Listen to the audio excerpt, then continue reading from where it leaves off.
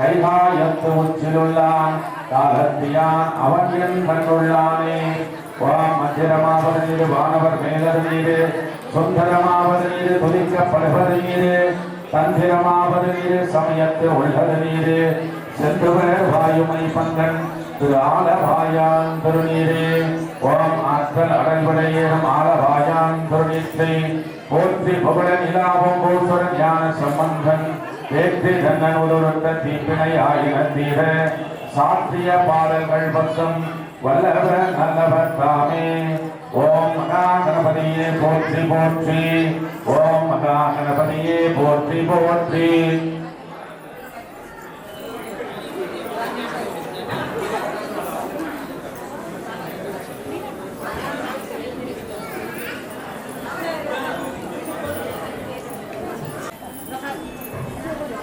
மேலபாதி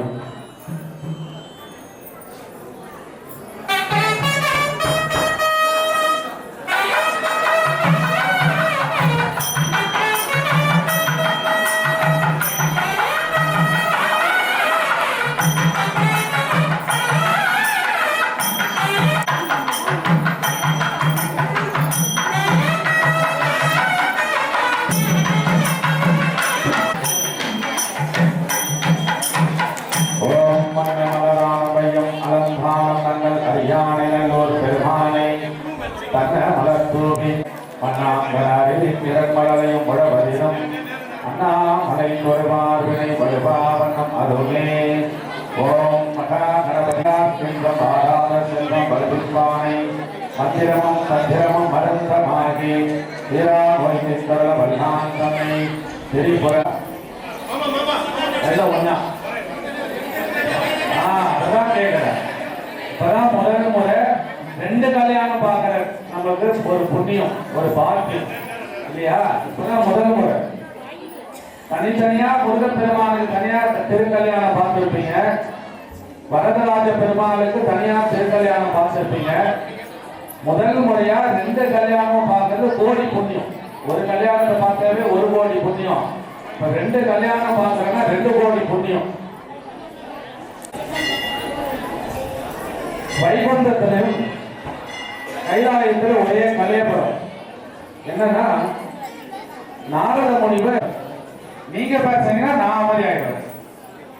அது எது நீங்க முடிவு பண்ணீங்க? நம்முடைய தாய்மார்களை ஒரே ஒரு விஷயத்தை மட்டும் யாராலும் ஜெயிக்க முடியாது சார். உண்மையிலவே என்ன சொல்லுங்க பாருங்க.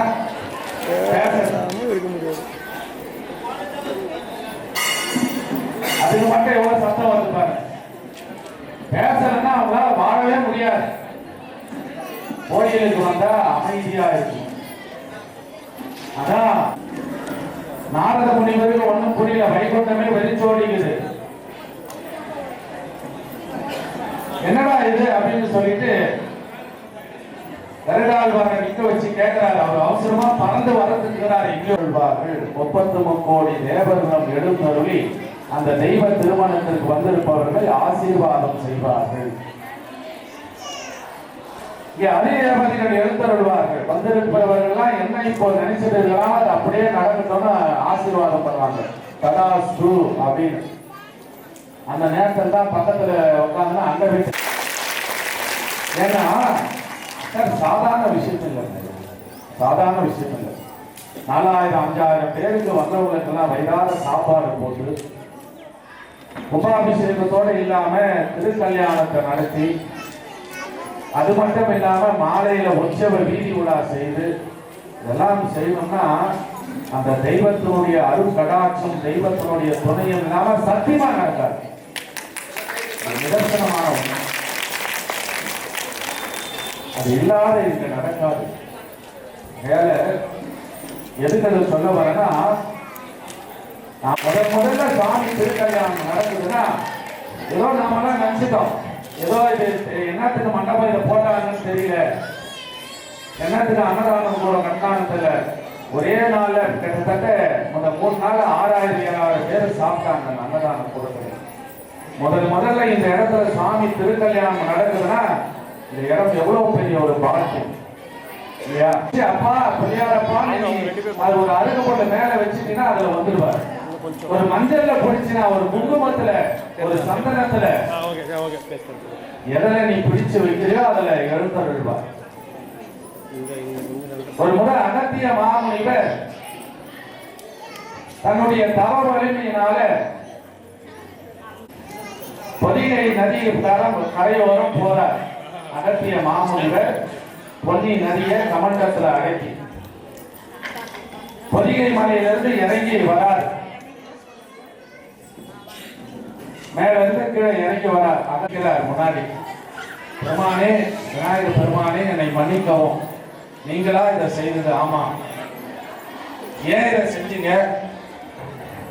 தமிழ்நாடு என்கின்ற இந்த மாநிலம் வளமையும் பசுமையும் பெருக வேண்டும் என்று நினைத்தால், நான் நினைத்ததுனால இந்த காரியத்தை செய்தேன், அப்படியே ஆகட்டும் சுவாமி அப்படின்னு சொல்லி அகத்திய மாமுனிவருக்கு விநாயக பெருமான் ஆசீர்வாதம். அந்த நதிக்கு ஒரு புதிய பேரு வைக்கிறார் விநாயக பெருமான்.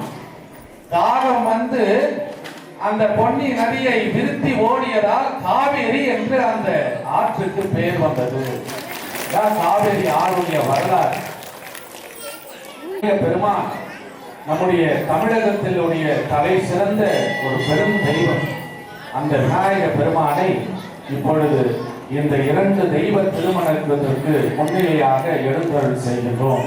எல்லாரும் கையெடுத்து சுந்தர விநாயக பெருமானை மனதார வழிபாடு செய்யுமாறு வேண்டி அமைகின்றோம். சுந்தருடைய அருளாட்சி புரிகின்ற பெரும் தெய்வமே சுந்தர விநாயக பெருமானை தங்களுடைய மாமனாக விட்டிருக்கின்ற சுந்தரராஜ பெருமாளுடைய திருமணத்திற்கும் தங்களுடைய சகோதராக விளங்கக்கூடிய முருக பெருமானுடைய திரு கல்யாணத்திற்கும் தாங்கள் முன்னதாக எழுந்தருளி வந்திருக்கின்ற அத்தனை அன்பர்களுக்கும் தங்களுடைய அருளாசி நிறைந்திருக்க அருள் புரிய வேண்டும் சுவாமி.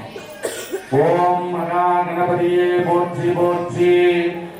ஓம் படியதன் உருமை குழமிகு கடியது படி கொடு தனதரை படி படும பரிதர் கடி கணபதி வர அருளின கொடை பயில் வழிபல முறை இறையே 5 கலத்தனை ஆணை முகத்தனை இங்கு இளம்பரை போல் வைத்தனை நந்தி மகந்தனை யானை கொடுத்தனை புத்தியில் வைத்தனை போதுகின்றேன். தலையில் கொட்டீங்க. ஓம் மகா கணபதியே போற்றி போற்றி போற்றி. ஓம் ஓமெனும் பொருளாய் உள்ளோய் போற்றி. ஓம் ஓமெனும் பொருள் தரும் பொழிவாய் போற்றி. ஓம் அகர முகரன ஆதி போற்றி. ஓம் தார் பொழியாக கணித்தாய் போற்றி. ஓம் பகலவன் நிகழ்வாய் நின்றாய் போற்றி. ஓம் அழி பொழி மைவள்ளி செய் போற்றி. ஓம் திங்கச்சடையோன் செல்வ போற்றி. ஓம் எங்களுக்கு அருளும் இறைவ போற்றி. ஓம் அப்பமும் அவளும் கப்புவாய் போற்றி. ஓம் முப்புரிலூர் மார்க அப்பா போற்றி. ஓம் எள்ளுருங்கை பொறியற்பாய் போற்றி. ஓம் பெருச்சாலை ஓரம் பிரானே போற்றி. ஓம் தம்பிக்கு வள்ளியை நந்தாய் போற்றி. ஓம் பாரதம் எழுதிய பத்ர வருத்திர பாத்தி. ஓம் எல்லாம் அல்ல சுந்தர விநாயக பெருமான் திருப்படி போற்றி போற்றி. திருவாக்கும் செய்கரமும் கைகூட்டும் சென்றொள்ளால் கோப்புவர்த்தம் கை. ஓம் சுந்தர விநாயக பெருமானே போற்றி போற்றி. அடுத்ததாக இந்த திருமணத்திற்கு நடுநாயகர்களாக விற்றிருக்கின்ற மாப்பிள்ளையாக எழுந்தருளி இருக்கின்ற சுந்தரராஜ பெருமாளையும் ஸ்ரீதேவி பூதேவி தாயாரையும் இப்பொழுது எழுந்தருள் செய்கின்றோம். எல்லாரும் கையெடுத்து ஓம் நமோ நாராயணா கோவிந்தா கோவிந்தான்னு சொல்லி சுந்தரராஜ பெருமானை வணங்கிக் கொள்ளுமாறு வேண்டி அமைகின்றோம்.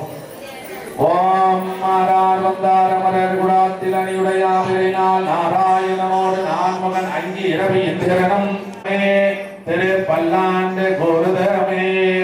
ஓம் நமோ நாராயணாய வித்மகே வாசுதேவாய தீமகி தந்தோ விஷ்ணு பிரச்சோதயாத். ஓம் எழுந்தருள்க அமர்ந்தருள்க நின்றருள்க இடையூறு தவத்தருள்க முப்பரம் கேட்டருள்க திருச்சற்று கண்டருள்க எட்டு திசை காத்தருள்க பசுமின்பால் பொறி கண்டருள்க தாமரை பூ கண்டருள்க மகரபுரி கண்டருள்கவே. அதே போல பள்ளி தேவசேனா சமேத முருகப்பெருமானை இந்த இடத்துல எழுந்தருள் செய்கின்றோம். ஓம் முருகனே செந்தில் முதல்வனே மாயோன் மருகனே ஈசன் மகனே ஒரு கை முகன் தம்பியே என்னுடைய தந்தை கால் எப்பொழுதும் கை தொழுவேன் நான். ஓம் சரவண பவாய போற்றி. ஓம் வள்ளி தேவசேனா சமேத முருகப்பெருமான் திருவடி போற்றி போற்றி. ஓம் சரவண பவாய போற்றி போற்றி. சலம்புவடு தூபம் மறந்தறியே தமிழோடு கெட்டிமே நலம் தெய்வமுனை மறந்தறியே மறந்தறியே. ஓம் பெருங்குளர் நாளை பொழுது தற்கு வசராகி அருள்பெரு மரபை கொண்டு ஆண்டு ஆபத்தை வைத்து குரூபம் இரவனாற்று கருப்பில் கட்டி போனார் திருக்கடவுள் இரண்டானே. ஓம் முருகே சுடரே சூழலை வழக்கே முறை குரல் மறைமுறை மரத்தை பாதியே பரமே வாழ்கள் வெற்றிக்காய் அசையற்ற அயனமே செல்வ திருப்பரந்துரை இடைமலர் குழுந்த முயற்சி ஆகிய அயன் ஆதரித்து அகற்றான் அருள்சுவே என்ற அருளாயே. ஓம் வழிபலர் விளக்கே உணர்விழா ஒன்றே உணர்வு சூழ்ந்தோர் வளர்ந்தே நெறிமலர் முழங்கு திரள் மணி கொண்டே சித்தருள் வெற்றிகம் செய்தே வழிபலர் உள்ளாற்ற ஆழ்ந்த கரியே அப்பவர் நாடுகாக வழிபலர்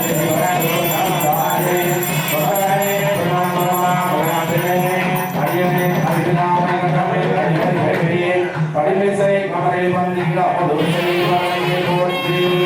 ஓம் நமோ நாராயண கோவிந்தா கோவிந்தா கோவிந்தா கோவிந்தா கோவிந்தா கோவிந்தா கோவிந்தா கோவிந்தா கோவிந்தா.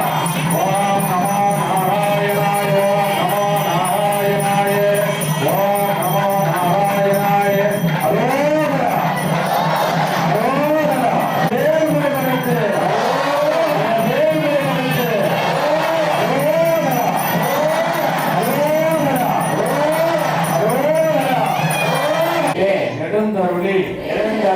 அருள்பாலிக்கும் அருள்மிகு சுந்தரராஜ பெருமாளுக்கு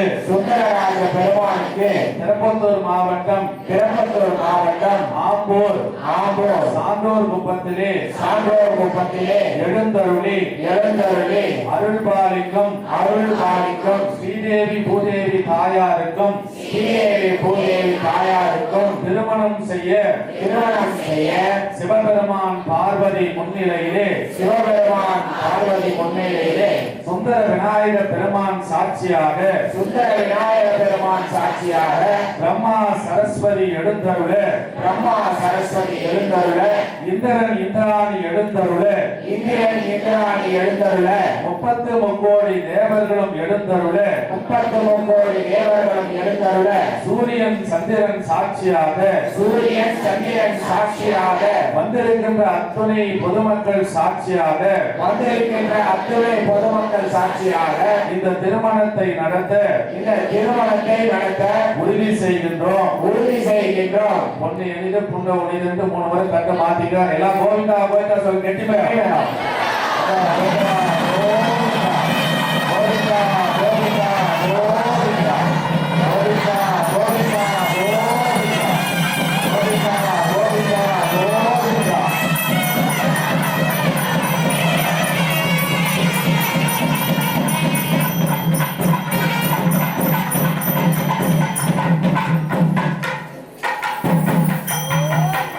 ஓம்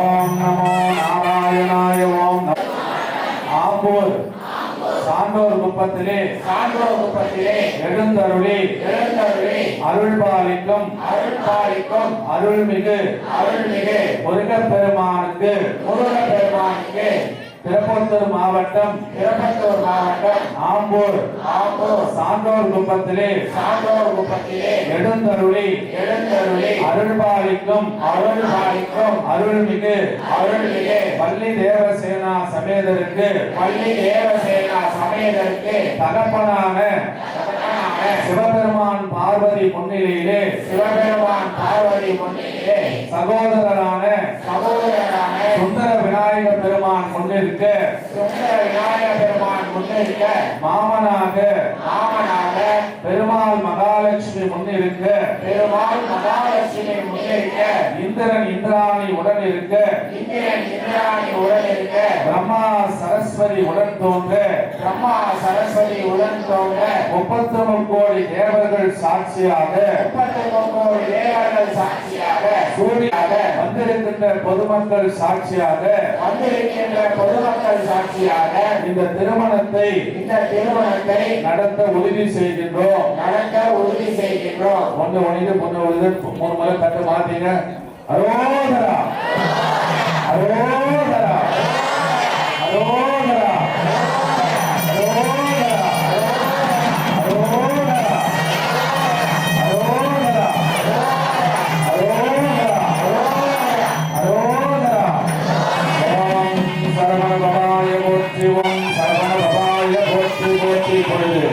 மணமக்களாக உலகிற்காய் இமையே தரும் சோதம் போயம் ஏற்றலாம் அம்மையே சிவலோகம் ஆய்வதற்கு யாரும் ஐயரவு இல்லையே. ஓம் மகா கணபதியே போற்றி போற்றி.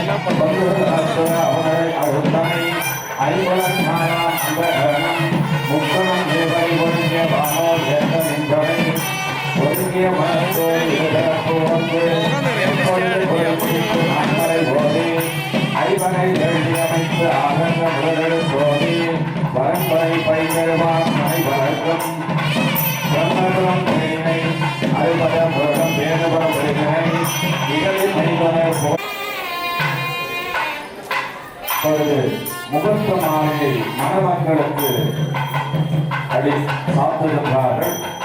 மணமக்களாக இளைஞருடைய தெய்வங்களுக்கு என்ன ஓம் நமோ நாராயணாய ஓம் நமோ நாராயணாய.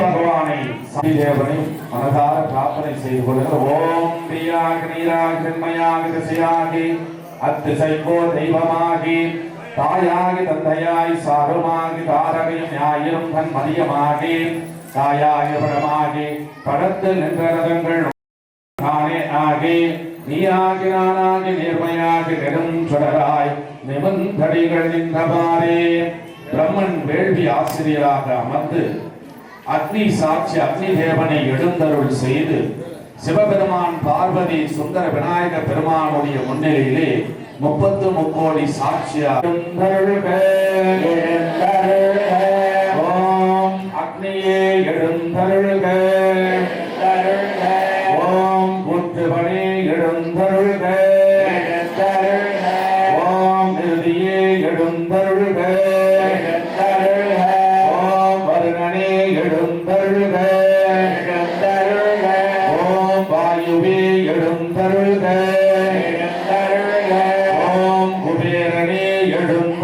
Wow.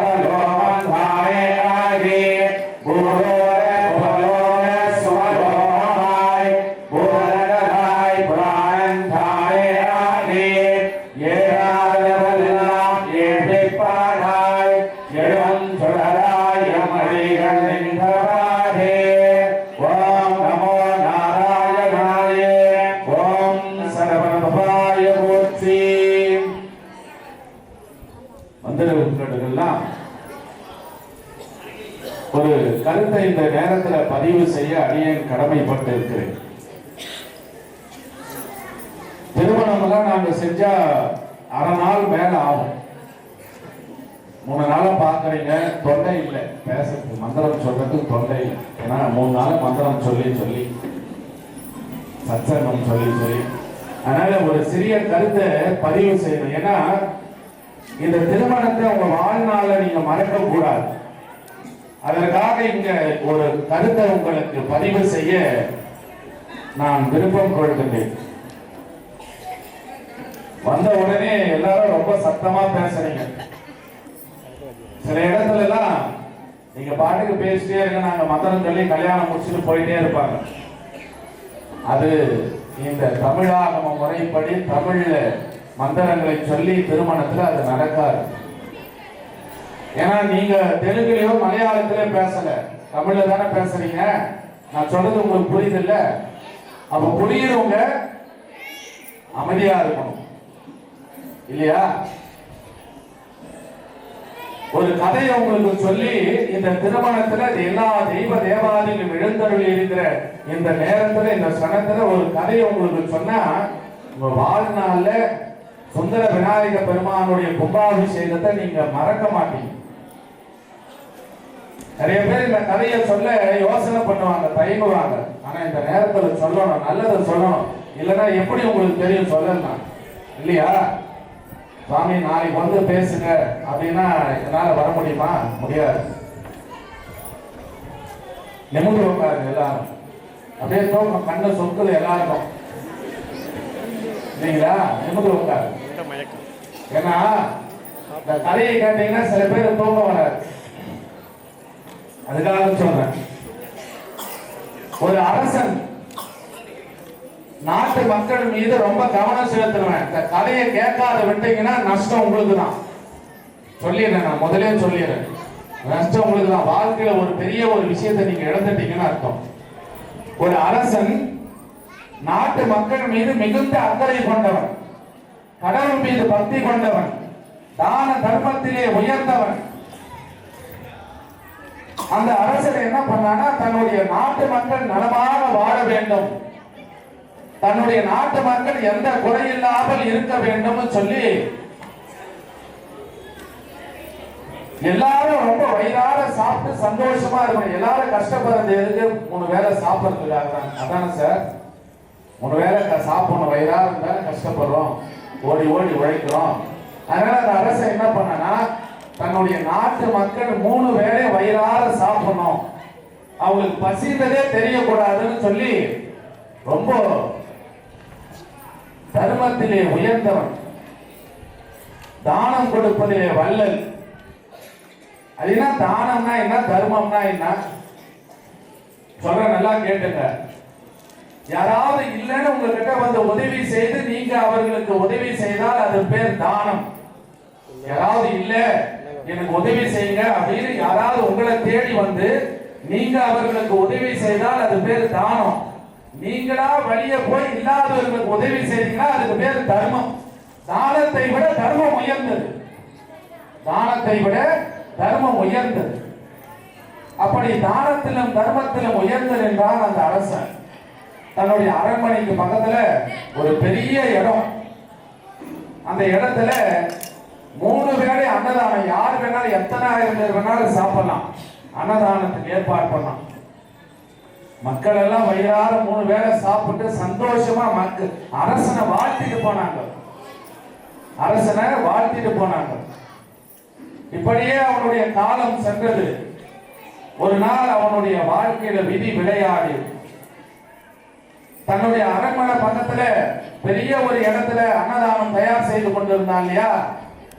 ஒரு நாள் ஒரு பருந்து மேல இருந்து பறந்து வந்தது. அந்த பருந்து என்ன பண்ணுச்சுன்னா, பருந்து வரும்போது தன்னுடைய இறைக்காக ஒரு பாம்பை காலில் பிடிச்சிட்டு பருந்து வருது. நல்லா அந்த கதையை கவனிக்கணும்.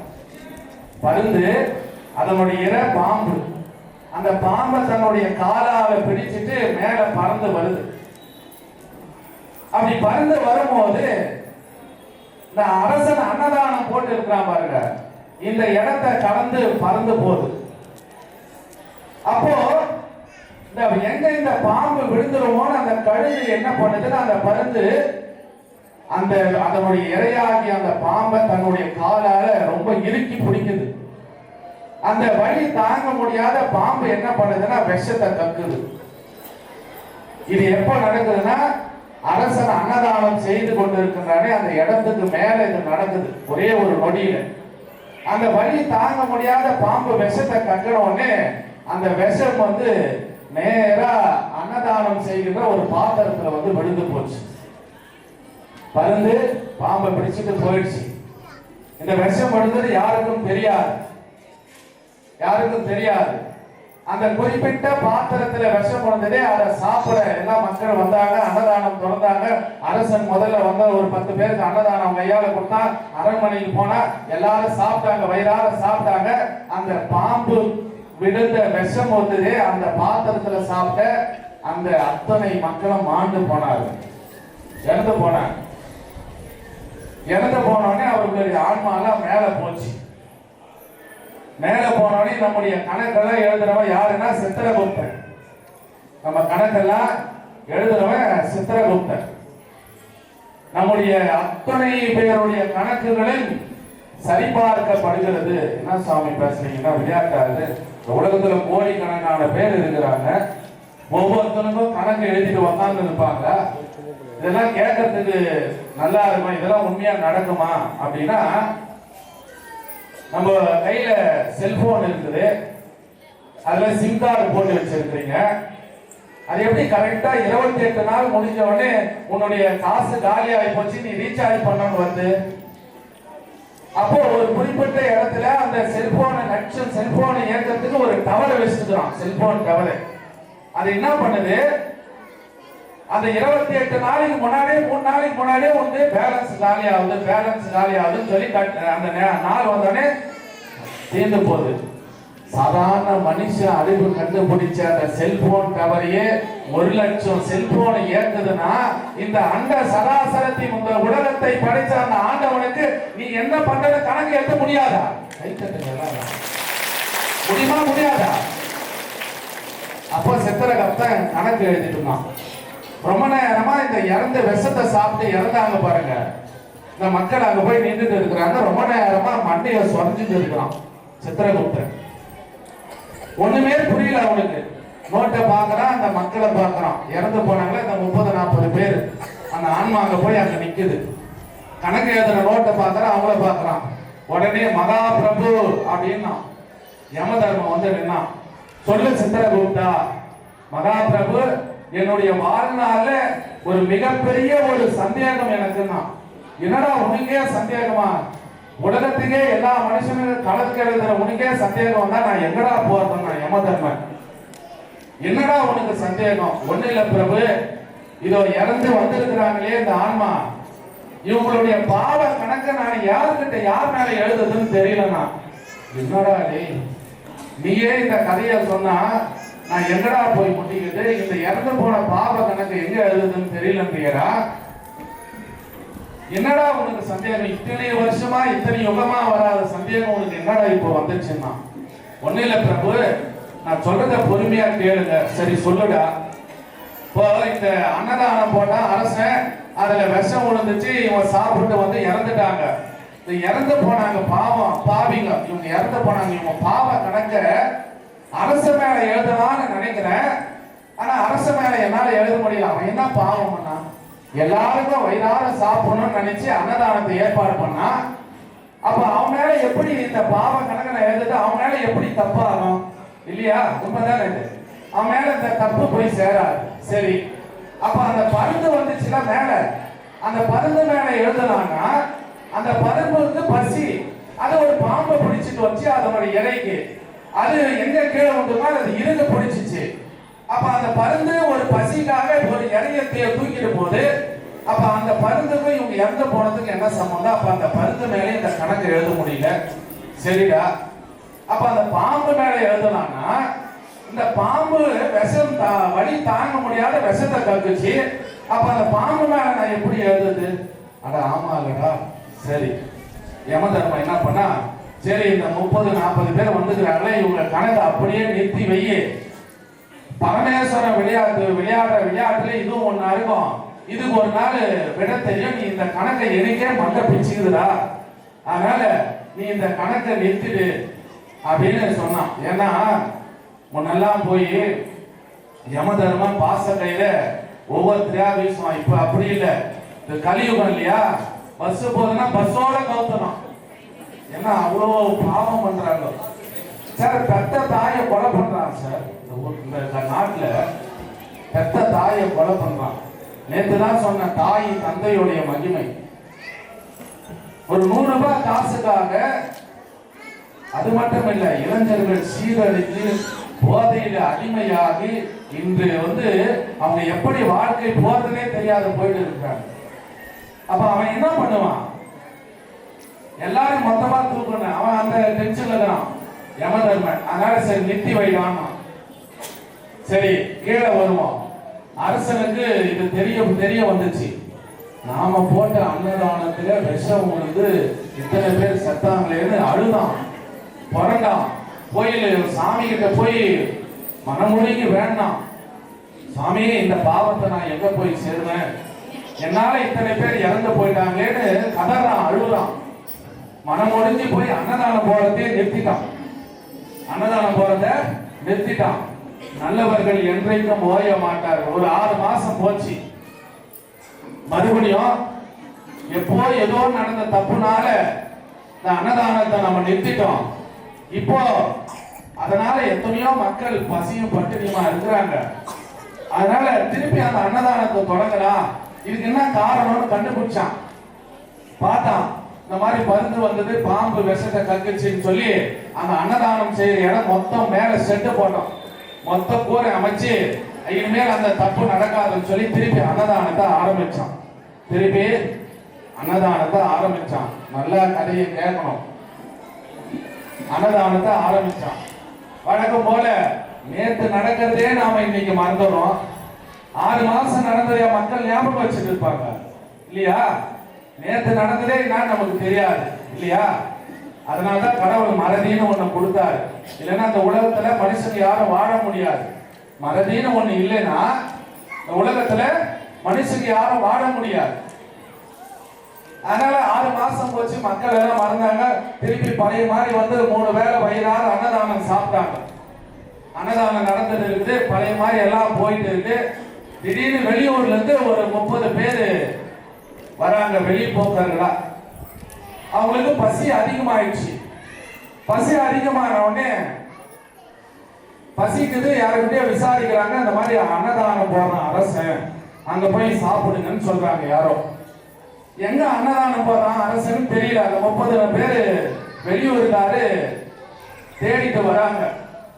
எங்க போறது வழியும் தெரியல. இங்கோ அரசன் அன்னதானம் போறானவே, நம்ம வேற வெளியூருக்காரு, பசின்னு நம்ம இருக்கிறோமேன்னு சொல்லி நடந்து வராங்க.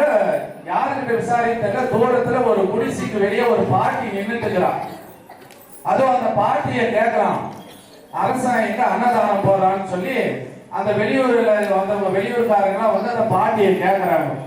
பாட்டி நாங்க வெளியூர்காரு, எங்களுக்கு பசி, அரசன் இன்னும் அன்னதானம் போடுறானா, எங்கன்னு கொஞ்சம் சொல்லுங்கன்னு கேட்டான். கேட்ட உடனே பாட்டி சொன்னான், இப்படி போயிட்டு அந்த பக்கம் போனீங்கன்னா அரண்மனை இருக்கு, அது பக்கத்துல பெரிய ஒரு இடத்துல செட்டு போட்டு அரசு அன்னதானம் போற, அங்க போய் சாப்பிடுங்கன்னு சொல்லிட்டு பாட்டி அத்தோட நிறுத்தல. இங்கதான் இந்த கதையோட ட்விஸ்ட். பாட்டி அத்தோட நிறுத்தல. அங்கேயா சாப்பிட போறீங்க, அந்த அரசு அன்னதானம் போற பேர்ல எல்லாரையும் வசிச்ச வச்சு சாவடிக்கிறான்னு சொன்னான். பாட்டி என்ன சொன்னா, வலிய சொன்னதோட நிறுத்தல.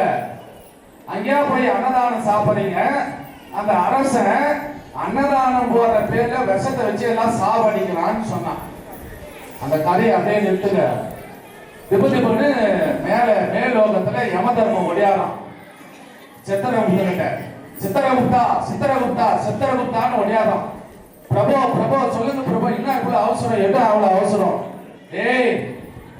6 மாசத்துக்கு முன்னாடி ஒரு 30 பேர் அரசு போட்ட அன்னதானத்துல விஷத்தை கலந்து செத்த அந்த ஆன்மாக்கள் வந்துச்சு.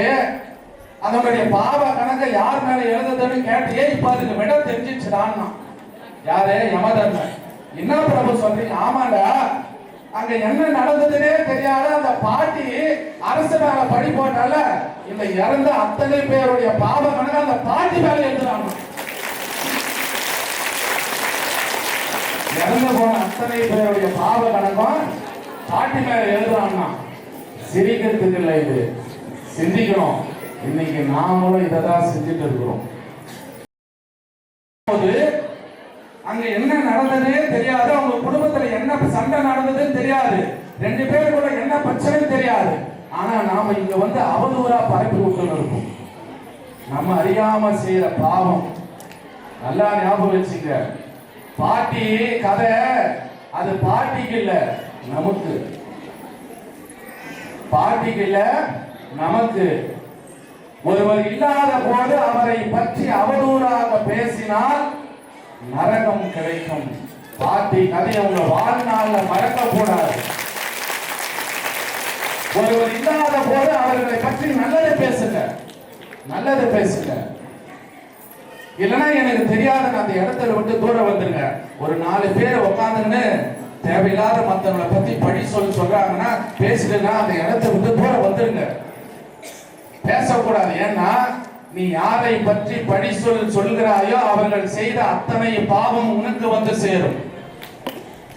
நீ யாரை பற்றி பழி சொன்னையோ அவர்கள் செய்த அத்தனை பாவம் உனக்கு வந்து சேரும். நீ பண்ண மொத்த புண்ணியமும் அவங்களுக்கு போய் சேர்ந்துருமா.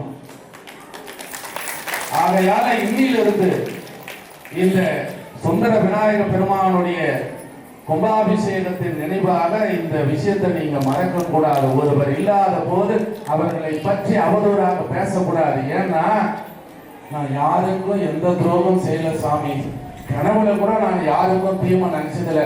ஆனா எனக்கு கஷ்டம் மேல கஷ்டம் புலம்புறீங்களே, உங்களை அறியாத வாயில எவ்வளவோ பாவத்தை பண்ணிருப்பீங்க. இப்ப நினைச்சு பாருங்க, காரணம் இல்லாம உங்களுக்கு கஷ்டம் வராதுமா. நல்லா ஞாபகம் வச்சுங்க. இந்த உலகத்தினுடைய நீதி என்னன்னா, இந்த உலகத்திற்கு நீ என்ன செய்கிறாயோ அது உனக்கு திரும்பி வரும். நீ நல்லது செஞ்சா உனக்கு நல்லது வரும், நீ அல்லது செஞ்சாலும் உனக்கு அல்லது வரும். சரி சாமி, இப்படிதான் சொல்லிட்டு இருந்த சத்சங்கத்துல பாவம் செய்யாதீங்க பாவம் செய்யாதீங்கன்னு ஒரு தம்பி இருந்தான். சாமி பாவம்னா என்னன்னு கேட்டான். பாவம் செய்யாதீங்கன்னு சொல்றீங்கல்ல, பாவம்னா என்ன சாமி? நான் இப்ப ஒரு வேலையை நான் செய்யறேன், இது பாவமா எனக்கு புண்ணியத்தை தருமா, நான் எப்படி தெரிஞ்சுக்கிறது? எனக்கு சொல்லுங்கண்ணா. நல்ல கேள்வி இல்ல.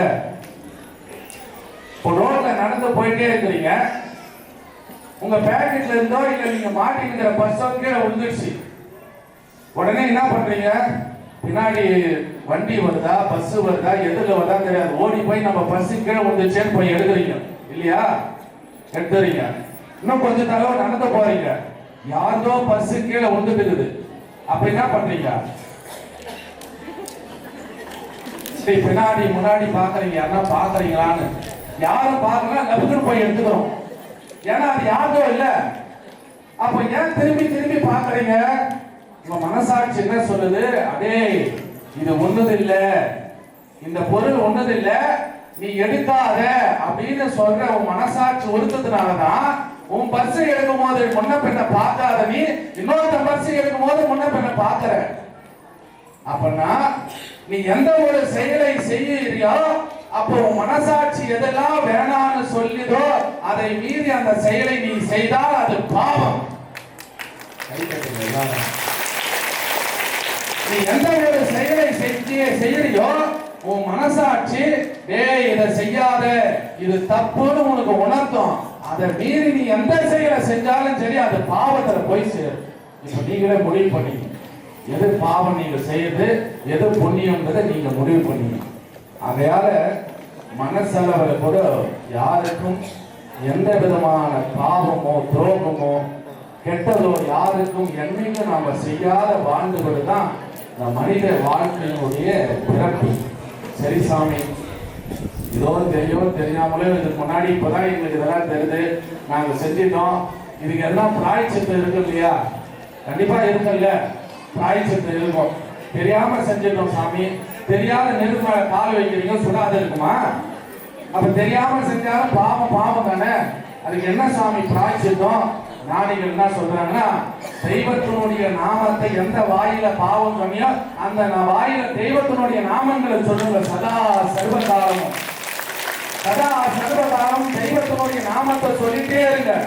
நமச்சிவாய நமச்சிவாய நமச்சிவாய நமச்சிவாய நமச்சிவாய. ஏன்னா கடவுளை கண்ட ஞான சம்பந்தர் சொல்றார், நரகம் ஏழ்புகள் நாடினராயினும் உரை செய்வாயிராகி ஒளித்திரர் விரவிய புகுவித்திரம் என்பதால் வரலங்காமன் நமச்சிவாய். இந்த உலகத்துல பாவ மன்னிப்பு முதல்ல கொடுத்தது திருஞான சம்பந்தர் தான். பாவ மன்னிப்பு கொடுத்தாரு. நீ நரகத்துக்கு போன பாவம் செஞ்சாவே பரவாயில்ல, ஆனா நமச்சிவாய நமச்சிவாய நமச்சிவாய நமச்சிவாய மந்திரத்தை சொல்லிட்டே இரு, நீ செய்த பாவம் போக்கும்னு சொல்றார். அப்போ தெய்வத்தினுடைய நாமங்களை சொல்லுங்க. சொல்லிட்டே இருந்தீங்கன்னா நீங்க தெரிந்தோ தெரியாமலோ செய்த பாவங்கள் நீங்கும். ஆகையால இன்னிலிருந்து யாரும் இந்த மனசாட்சிக்கு விரோதமாக செயலை செய்து பாவத்தை செய்யாதீர்கள்.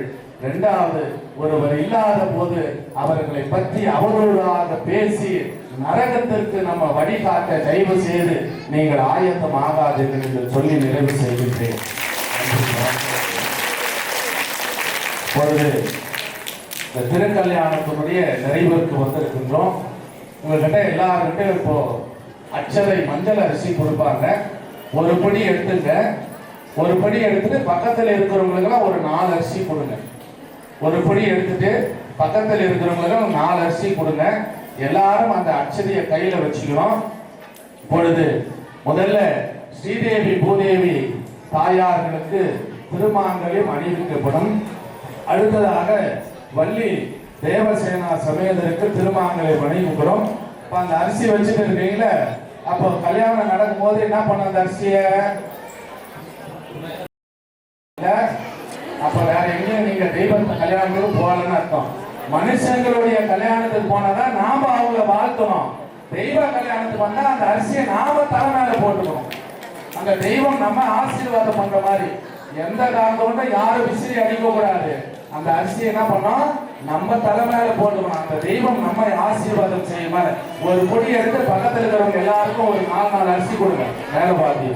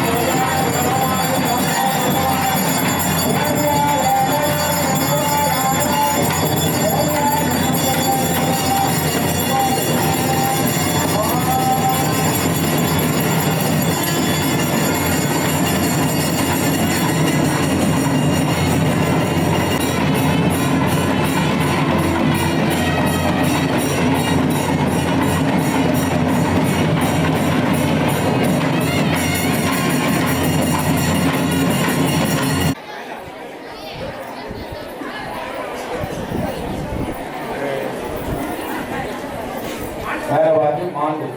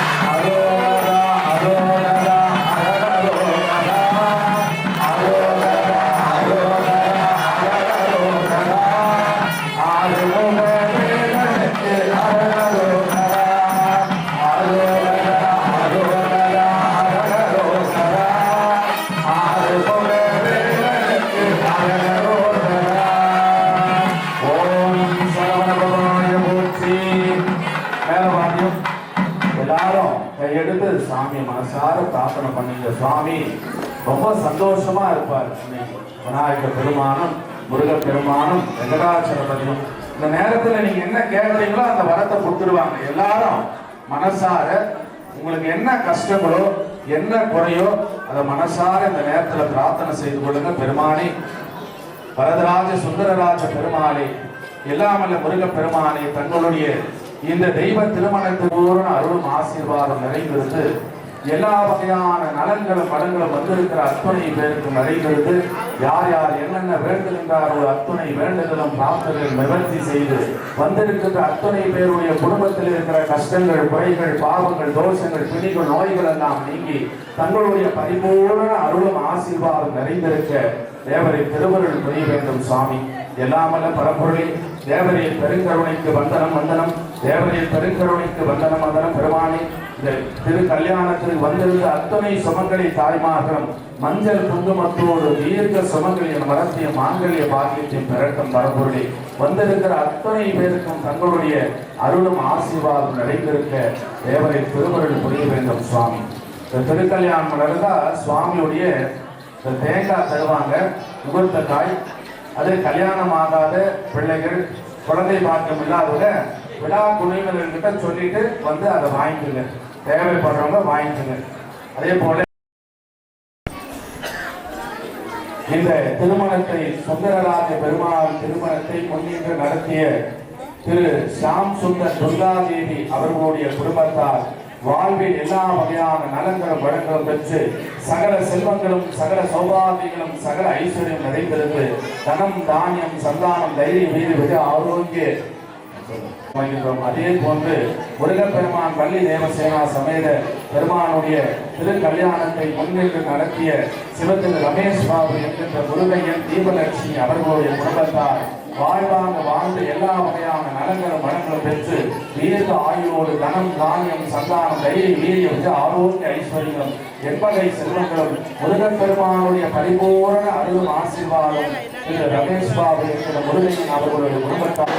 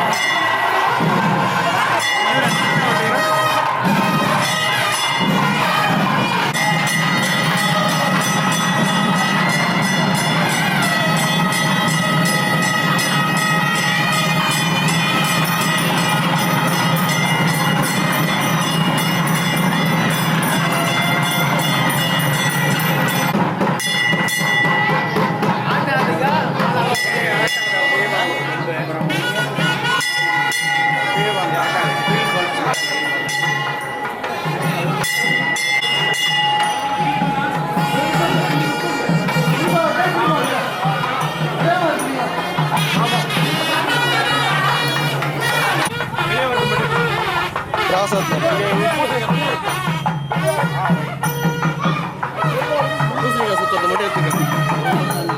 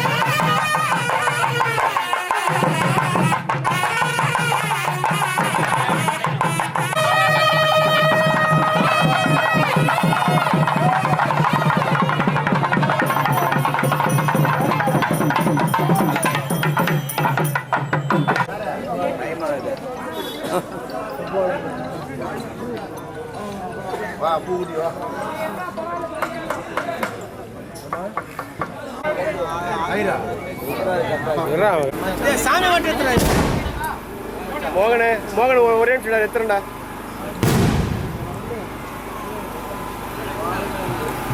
கோபுத்திர கழிச்சு பண்ண வச்சான் கோபுர கவரம்